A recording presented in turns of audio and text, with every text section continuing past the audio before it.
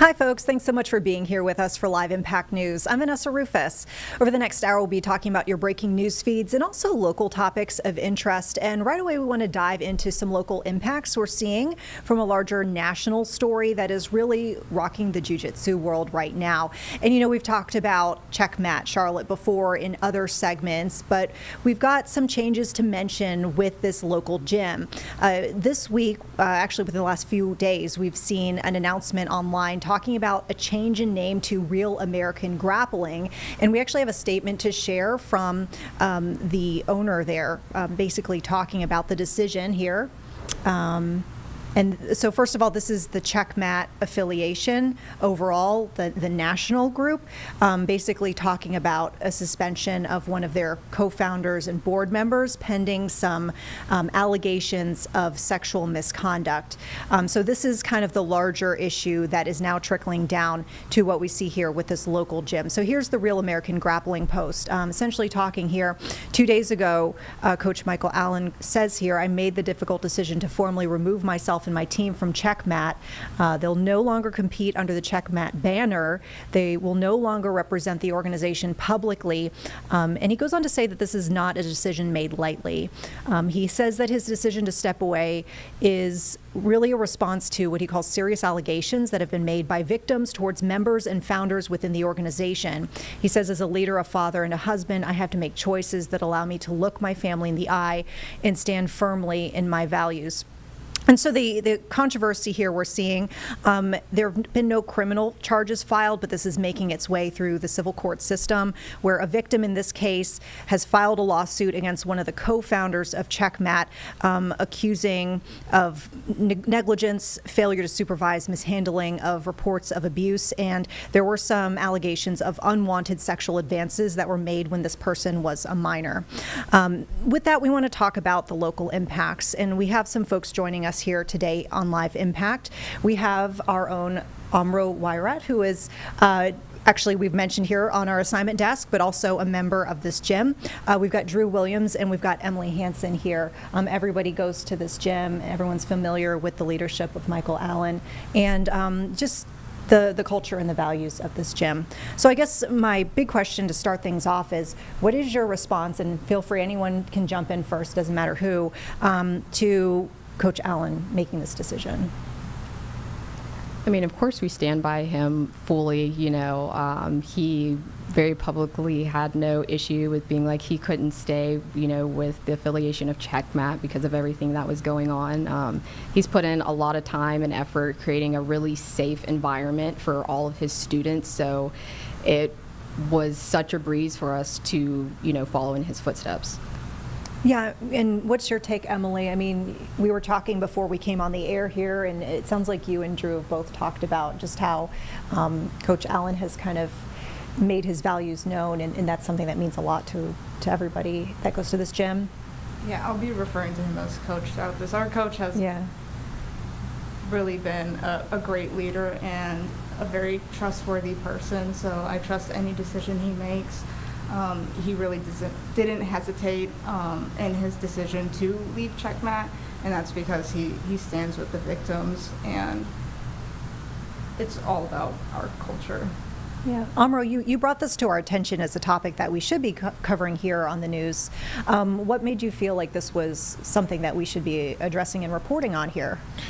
We brought Coach on once before, and a previous student of his as well, and just to think that, you know, you have a man that accomplishes a lot in the area, and not just in the area but in the sport as a whole, and is well respected amongst many people for the way he handles situations, the way he handles his business, and the way he trains his students.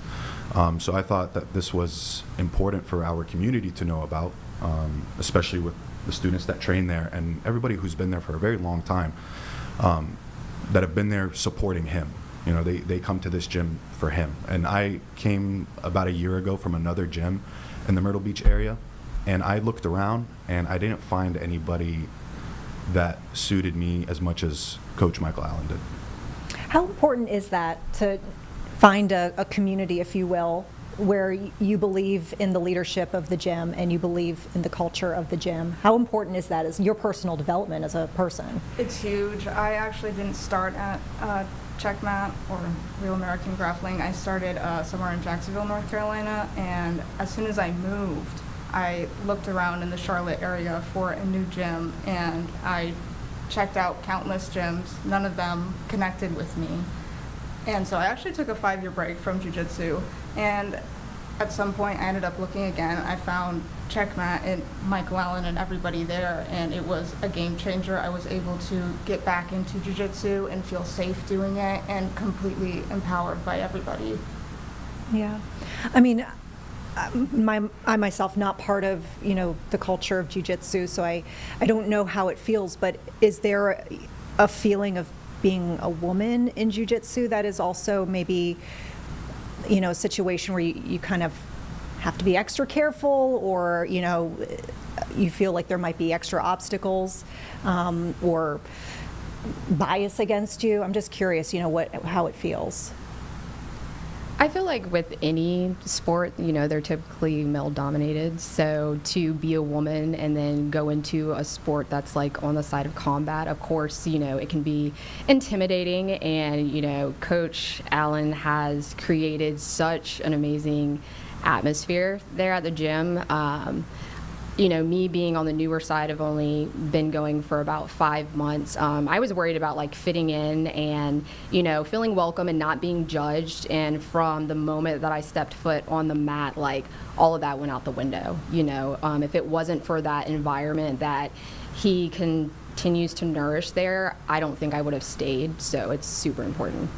It's interesting to have this conversation, as we kind of pull on this thread a bit, because I remember the last time we had him, and Amro, you were here for this interview, where he came in, he kind of left us with this teaser of, going forward this year, I want to make it all about making sure that everybody feels welcome at the gym. And he specifically mentioned, he wanted, all genders, LGBTQ, people from different walks of life, people who were like older and younger, and like he wanted to basically like hit every single community as like, we want you to know that you feel welcome here to do that.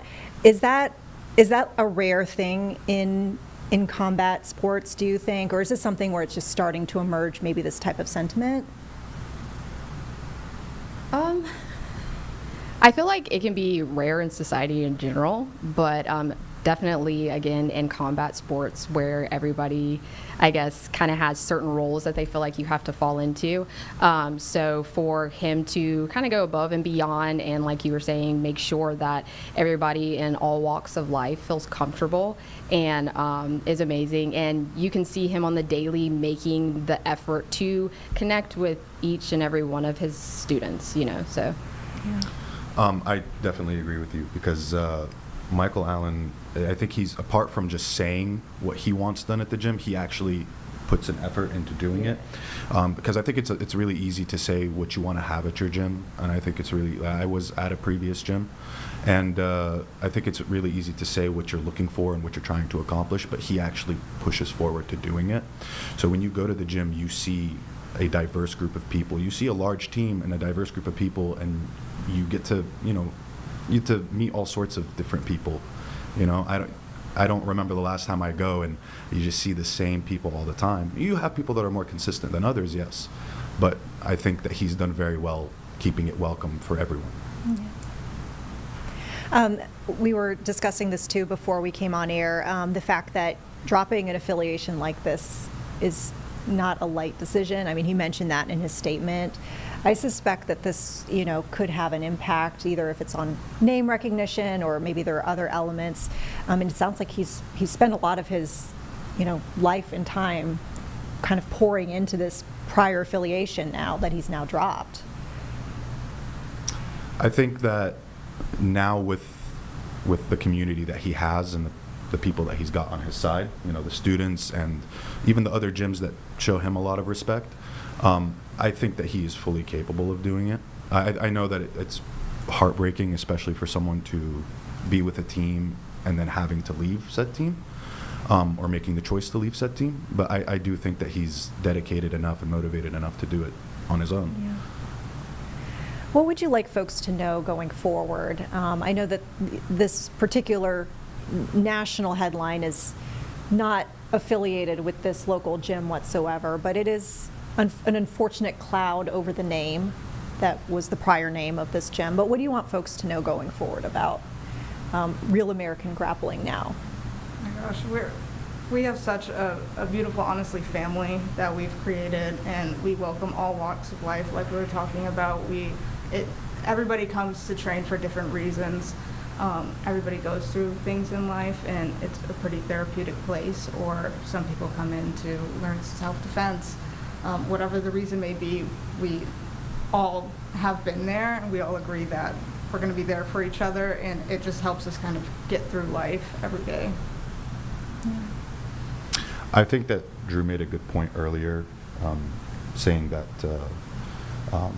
there are factors that kind of go into looking for a gym. And I was just wondering, what factors do, especially in a male-dominated sport, what factors should women in general look for when they go to a gym? You know? A women's team, Women's team. an That's a all big women's class only, women's class only, and we have 2 of those a week with our wonderful women's black belt, Jillian Schnitzler. She's amazing. I've told her a million times, she's the epitome of a leader and a friend. So that is a huge deal whenever you can come into a gym and you can see a female black belt and somebody that has a great name for themselves, somebody trustworthy and has all the accolades too.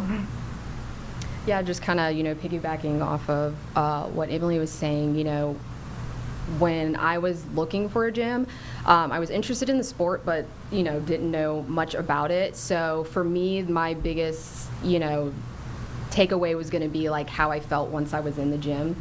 And my first class actually ended up being a Saturday's Queen class that was taught by Jill. And she actually paired me up with Emily.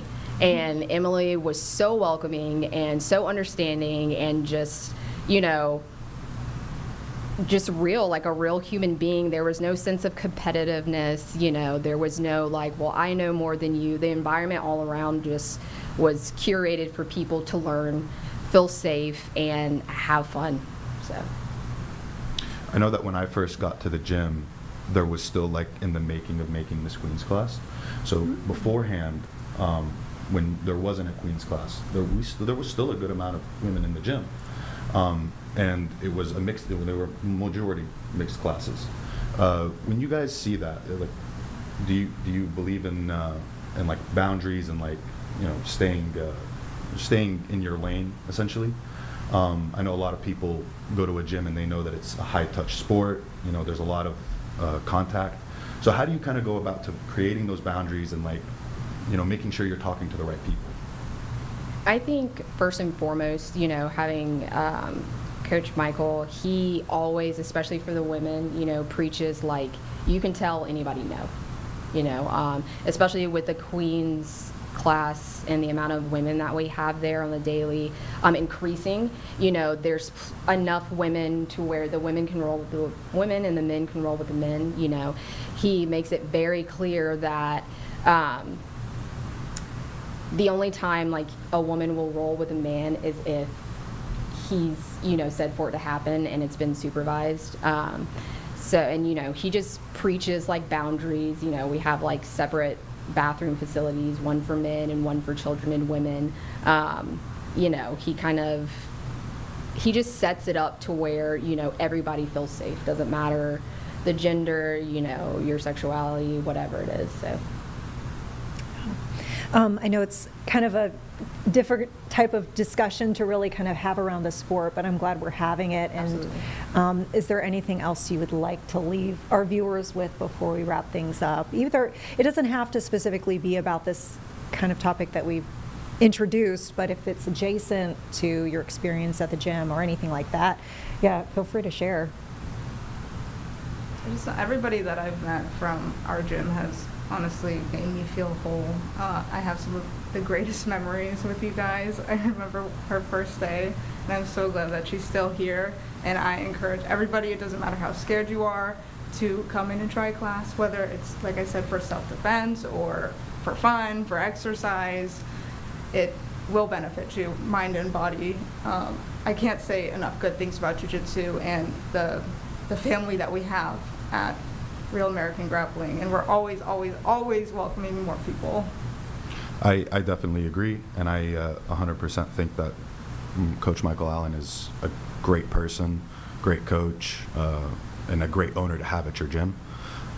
Somebody who can make you feel comfortable. And you know, when I came and my previous coach had told me about Coach Michael Allen, Michael Allen actually reached out to me. You know, he texted me and was like, you know, you're welcome to the gym anytime. I kind of already made my decision by then, you know. So honestly, I definitely agree with you guys that he's created such a great environment, especially for someone like me who hasn't been there for too long. I think he's a great person. All right. Thank you so much. We appreciate you joining us here. We're going to take a quick break, folks. We'll be back in 2 minutes with more Live Impact News.